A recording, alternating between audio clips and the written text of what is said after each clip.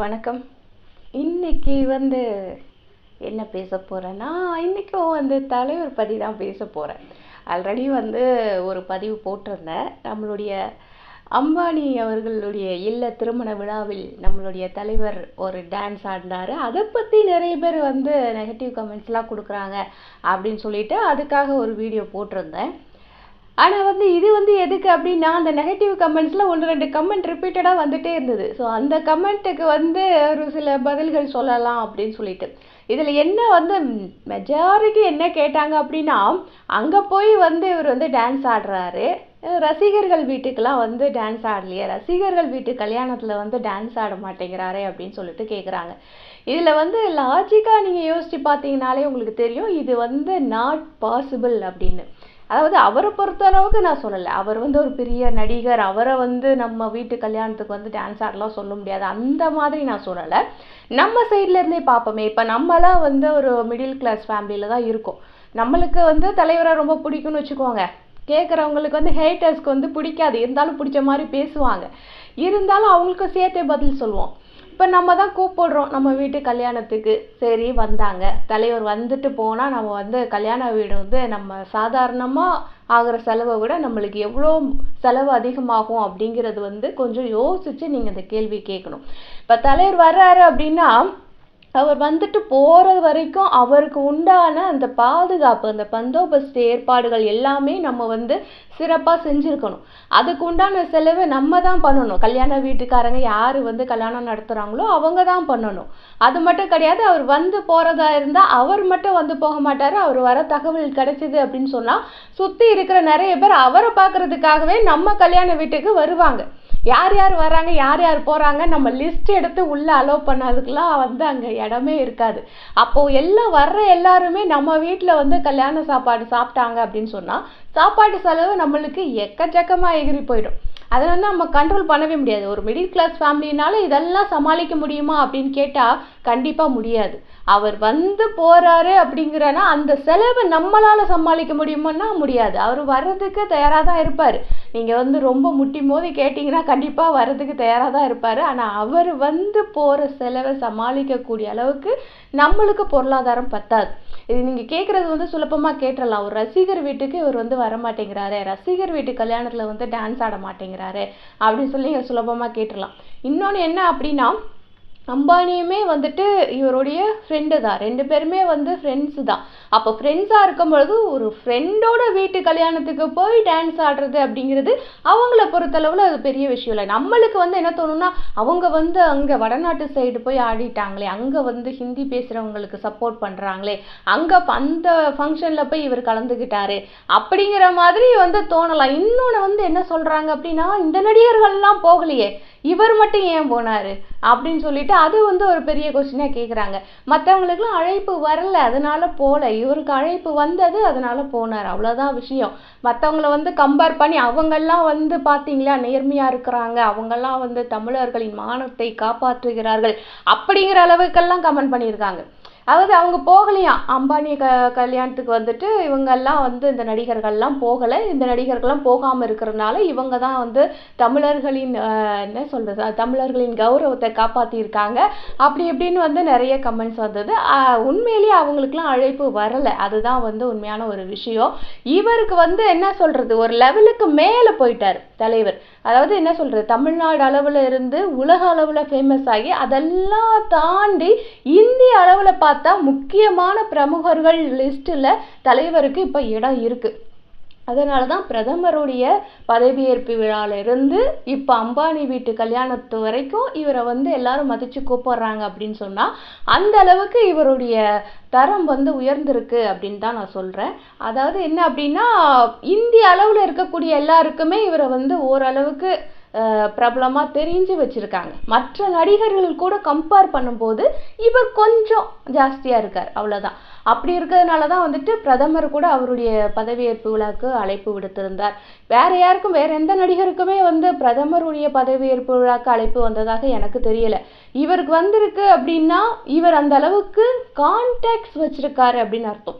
அதாவது என்ன அப்படின்னா, இங்கே இருக்கிற நடிகர்களுக்கெல்லாம் எந்த அளவுக்கு கான்டாக்ட்ஸ் இருக்கும் அப்படின்னா அவங்கள விளம்பரப்படுத்திக்கிற அளவுக்கு தான் கான்டாக்ட்ஸ் இருக்கும். அதை தாண்டி வந்துட்டு பதவியில் இருக்கிறவங்க, இல்லை வந்துட்டு அரசியலில் இருக்கிறவங்க, வேற மாநிலத்தில் இருக்கிறவங்க, இப்படி எல்லாரோடையும் ஒரு கான்டாக்ட் இருந்து ஒரு பெரிய ஒரு பேர் இருக்கு அப்படின்னு சொன்னா அது தலைவருக்கு தான். தமிழ்நாட்டில் தான் வந்துட்டு நம்ம தலைவரை வந்து கிண்டல் அடிக்கிறவங்க நிறைய பேர் இருக்கிறாங்க. தமிழ்நாடை தாண்டி வெளியில போயிட்டோம் அப்படின்னு சொன்னா அவரை வந்து ரொம்ப மதிப்பாக தான் நடத்துறாங்க. எல்லாருமே மதிக்கிறாங்க. அதுதான் வந்து அவர் இன்னைக்கும் அந்த பிரமுகர்கள், முக்கிய பிரமுகர்கள் லிஸ்ட்ல இருக்கிறதுக்கான காரணம் வந்து அதுதான். நீ வந்து இன்னொரு விஷயம் என்ன அப்படின்னா, போன வீடியோ நான் வந்து பேசியிருந்தப்போவே வந்து கேட்டாங்க, தலைவர்னு சொல்றியே, நான் தலைவர் அப்படின்னு சொல்றதுக்கு வந்து என்ன தகுதி இருக்கு அவருக்கு, நீங்க வந்து எதுக்கு தலைவர்னு சொல்றீங்க அப்படின்னு சொல்லிட்டு நாங்க வந்து சொல்லிக்கிறோம். எங்களுக்கு தலைவர் நாங்க சொல்லிக்கிறோம். உங்களை வந்து நாங்க தலைவர்னு சொல்லலை. உங்களுடைய தலைவர் அப்படிங்கிற அந்த கேட்டகரியில் நீங்க வந்து என்னெல்லாம் வச்சிருக்கீங்கன்னு எனக்கு தெரியாது. ஸோ உங்களை வந்து யாருமே சொல்லலை. நாங்க எங்களுக்கு பிடித்த தலைவர், எங்களுக்கு பிடித்த நடிகர், எங்களுக்கு மனசுக்கு பிடிச்சிருக்கிறதுனால நாங்க தலைவர்னு கூப்பிட்டுக்கிறோம். இது தப்புன்னு நீங்க சொல்ல முடியாது. அதையும் தாண்டி பார்த்தீங்கன்னா அவர்கிட்ட சில ஸ்பெஷல் குவாலிட்டிஸ் இருக்குன்னே சொல்லலாம். மற்ற நடிகர்கள் எல்லாம் பார்த்தீங்க அப்படின்னா அவங்களுடைய உண்மையான தோற்றத்தை வெளிக்காட்டுறதுக்கே அவங்களுக்கு வந்து கொஞ்சம் தயக்கமா இருக்கும். இது வந்து தப்புன்னு நான் சொல்ல மாட்டேன். அவங்களுடைய ப்ரொஃபஷன் வந்து அப்படி இருக்கு. அதனால வந்துட்டு அவங்க ஃபுல்லாக எப்போவுமே மேக்கப்போட வந்தாதான் ஒரு நடிகருக்கு மதிப்பு அப்படிங்கிற மாதிரி ஒரு ப்ரொஃபஷனில் எல்லாரும் இருக்கிறதுனால அவங்களுடைய ஒரிஜினல் தோற்றத்தை வந்து யாருமே காட்டுறதுக்கு அவங்க விரும்ப மாட்டாங்க. ஈவன் வந்து ஒரு ஹேர் டை போடாத ஒரு கலர் அடிக்காத ஒரு முடியோ, இல்லை வந்து இந்த பார்லர்லாம் போய் சரி பண்ணாத ஒரு முகமோ, இந்த மாதிரியெல்லாம் வந்து காமிக்கிறதுக்கு யாரும் விரும்ப மாட்டாங்க.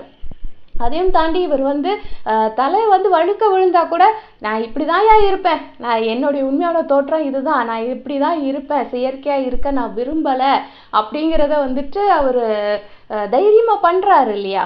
அது ஒரு உண்மையா இருக்கிற மாதிரி ஒரு தோற்றம். மற்றவங்களெல்லாம் பொய்ன்னு நான் சொல்லலை. அவங்க வந்து ப்ரொஃபஷனோடு சேர்ந்து போய்கிட்டு இருக்காங்க.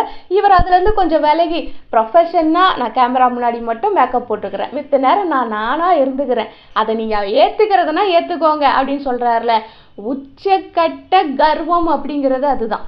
எப்போவுமே வந்துட்டு நான் இப்படி தான் இருப்பேன், என்னை ஏற்றுக்கிறவங்க ஏற்றுக்கோங்க அப்படின்னு சொல்கிறது வந்து சிம்பிளிசிட்டி அப்படின்னு வந்து நம்ம சொல்லிடுறோம். அந்த சிம்பிளிசிட்டி தான் உச்சக்கட்ட கர்வமே. நான் இப்படி தான் இருப்பேன், எவ்வளோ பெரிய சூப்பர் ஸ்டார் வந்தால் நான் இப்படி தான் இருப்பேன், எனக்கு இதுதான் பிடிச்சிருக்கு, நான் இப்படி தான் இருப்பேன்னு சொல்கிறாரு இல்லையா. அந்த மாதிரி ஒரு கர்வம் வந்து யாருக்குமே வராது நடிகர்களில். அதனால வந்து அவர் வந்து இந்த மாதிரி நிறைய விஷயங்கள் வந்து நம்ம நோட் பண்ணி சொல்லலாம். இன்னும் சில பேர் என்ன சொல்கிறாங்கன்னா, அவர் வந்து இமயமலைக்கு போகிறார் இல்லையா, ஸோ இமயமலையில் சாமியாராக போகணுன்னு நினைக்கிறாரு, அப்புறம் எதுக்கு இவ்வளோ காசு, அப்புறம் எதுக்கு இவ்வளோ பணம். அதே தான் இப்போ நான் சொன்ன ஒரு விஷயம்தான். இது வந்து ப்ரொஃபஷனல், அது வந்து பர்சனல், அவ்வளோதான். ப்ரொஃபஷ்னலாக போகும் பொழுது அவருக்கு வேலை செய்யாமல் இருந்தால் அவரால் இருக்க முடியாது. அதுதான் வந்து தலைவர். வேலைக்கு என்னைக்கு வந்து வேலை செய்யாமல் இருக்கிறாரோ அதோட வந்து அவருக்கு வந்து லைஃப் வந்து நல்லா இருக்காது அப்படிங்கிறது தான் என்னுடைய கருத்து. அதாவது என்ன அப்படின்னா, வேலை செஞ்சுக்கிட்டே இருக்கணும் அப்படிங்கிறதுல அவர் பழகிட்டார். அதனால வந்துட்டு வேலை செய்யாமல் அவரால் இருக்க முடியாது. சில பேட்டிகளில் கூட பார்க்கும்போது நம்ம வந்து சொல்லியிருப்பாங்க, வந்து வீட்டில் கூட வந்து போய் செவுத்துல வந்து சாய மாட்டோம் அப்படின்னு சொல்லிட்டு அவர் வந்து சொல்லியிருப்பாரு அப்படின்னு. ஏன் அப்படின்னா செட்டில் வந்து நடித்து அந்த செட்டில் இருக்கக்கூடிய அந்த செவர்களெல்லாம் சாயாமல் இருந்து பழகி வீட்டுக்கு போனால் கூட அந்த செவத்தில் சாயிற பழக்கம் அவருக்கு வராதான். அந்த அளவுக்கு வந்து ஒர்க் அப்படிங்கிறது அப்படி இருக்குது. நிறைய பேர் அப்படி இருக்காங்க. நான் சினிமா மட்டும் சொல்லலை, நிறைய ஃபீல்டில் இந்த மாதிரி ஒர்க் சம்மந்தப்பட்ட பழக்கம் வந்ததுக்கப்புறம் அதை லைஃப்பில் மற்ற விஷயங்கள்லையும் மற்ற நேரங்கள்லையும் அதை கடைப்பிடிக்கக்கூடியவங்க நிறைய பேர் இருக்காங்க. அது மாதிரி வந்துட்டு இவரும் வந்து நிறைய உழைப்பு போட்டிருக்கார். சூப்பர் ஸ்டார்னா சும்மா வரல. நீங்கள் வந்து பார்த்தீங்கன்னா ஒரு வருஷத்துக்கு 20 படம் 22 படம் வந்துட்டு ஒரு வருஷம் பண்ணார். அந்த ஒரு வருஷம் தான் இவர் வந்து டாப்பில் தூக்கி வச்ச ஒரு வருஷம் அப்படின்னு சொல்லணும். அந்த அளவுக்கு வந்து இன்னை வரைக்கும் அந்த அளவுக்கு உழைச்ச ஒரு ஹீரோ வந்து நம்ம பார்க்க முடியாது. இன்னும் சொல்ல போனால் வந்துட்டு அதுக்கு முன்னாடி நிறைய பேர் இருந்தாங்க.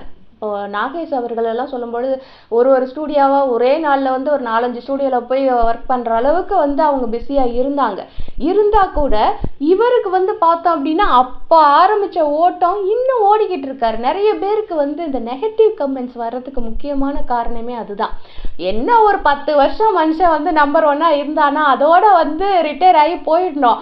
இருந்து 40 வருஷத்துக்கு மேலே இவரே நம்பர் 1 இருந்துட்டு இருந்தா எங்களுக்கு பராம வருமா இல்லையா, வயிற்றுச்சல் வருமா இல்லையா, அதெல்லாம் இருக்கக்கூடாது.